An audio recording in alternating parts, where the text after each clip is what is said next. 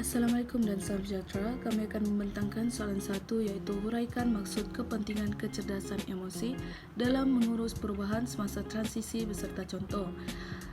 Ahli kumpulan saya iaitu saya sendiri, Salina binti Burhan, Nurani Syafiqah Rusdianto, Rahima binti Rosli dan juga Meliza Lowa. Kita akan masuk pada maksud kepentingan kecerdasan emosi dalam mengurus perubahan semasa transisi, yang mana kecerdasan emosi merujuk kepada keupayaan untuk mengenali, memahami dan mengurus emosi sendiri dan juga orang lain yang penting dalam mengurus perubahan semasa tempoh peralihan. Dengan kecerdasan emosi, individu boleh menangani tekanan dan ketidakpastian dengan lebih baik, berkomunikasi dengan lebih berkesan, menunjukkan empati dan juga membina kepercayaan dan motivasi dalam pasukan. Ini memastikan peralihan yang lebih lancar dan meningkatkan kerjasama dan penyesuaian dalam menghadapi perubahan. Selain itu, transisi pula merujuk kepada proses perubahan dari satu keadaan, tahap atau fasa ke keadaan.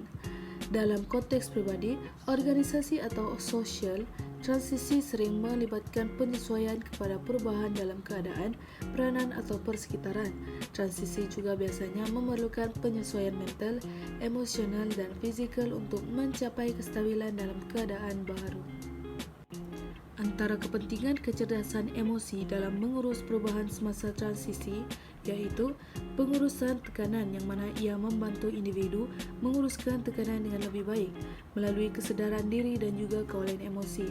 Kemahiran ini membolehkan seseorang mengenal pasti punca tekanan, mengurus emosi secara positif dan bertindak dengan bijak dalam situasi tertentu.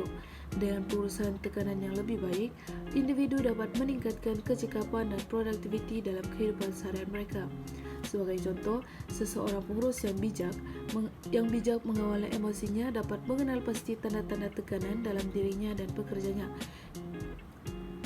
Ketika menghadapi tempoh transisi seperti perubahan struktur organisasi, pengurus ini dapat mengatur sesi kaunseling dan menyediakan ruang untuk pekerja berbincang mengenai kebimbangan mereka, membantu mereka mengurangkan tekanan dan juga lebih fokus kepada tugas mereka.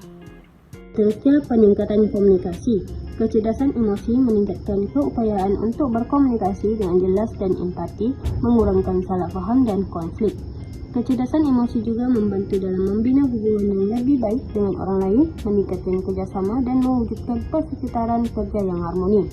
Contohnya, dalam proses peralihan kepada sistem perisian baru, ketua projek yang mempunyai kecerdasan emosi yang tinggi mendengar kebimbangan setiap ahli pasukan mengenai kesukaran yang mungkin mereka hadapi. Beliau kemudiannya memberikan maklum balas yang membina dan menyediakan latihan tambahan, memastikan semua orang berasa didengari dan bersedia dengan baik. Seterusnya, adaptasi yang lebih baik. Individu dengan kecerdasan emosi tinggi cenderung lebih fleksibel dan mudah menyesuaikan diri dengan perubahan.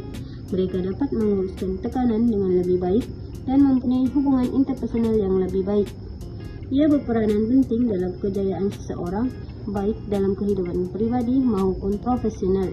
Contohnya, apabila seorang ketua pasukan yang mahir dalam kecerdasan emosi mengadakan mesyuarat setiap hari untuk memastikan semua ahli pasukan merasa terlibat dan menangani sebarang kebimbangan yang mereka hadapi. Beliau juga menetapkan jadwal kerja yang fleksibel untuk membantu kaki tangan pasukan menyesuaikan diri dengan perubahan yang berlaku. Seterusnya ialah pemimpin yang berkesan. Pemimpin yang mempunyai kecerdasan emosi tinggi dapat menginspirasi dan memotivasi pasukan mereka dengan lebih berkesan.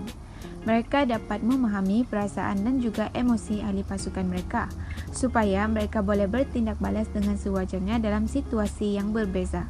Kewujudan pemimpin yang mempunyai kecerdasan emosi yang tinggi juga dapat mewujudkan suasana kerja yang lebih positif dan juga produktif kepada seluruh pasukan.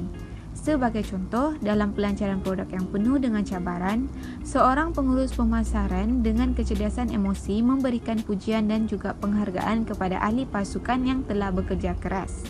Dia juga menguruskan konflik dengan cepat dan memberikan motivasi, memastikan pasukan tetap bersemangat dan juga fokus. Akhir sekali, sebagai kesimpulannya, kecerdasan emosi adalah satu elemen kritikal dalam mengurus perubahan semasa tempoh transisi. Ianya membolehkan individu dan pemimpin mengenali dan mengawal emosi mereka sendiri serta memahami dan bertindak balas terhadap emosi orang lain. Hal ini juga membantu mengurangkan tekanan, meningkatkan komunikasi, dan memperkukuhkan motivasi serta keterlibatan. Dengan kecerdasan emosi yang tinggi, proses perubahan dapat dilaksanakan dengan lebih lancar dan efektif, dan memastikan kejayaan individu dan organisasi dalam menghadapi cabaran transisi.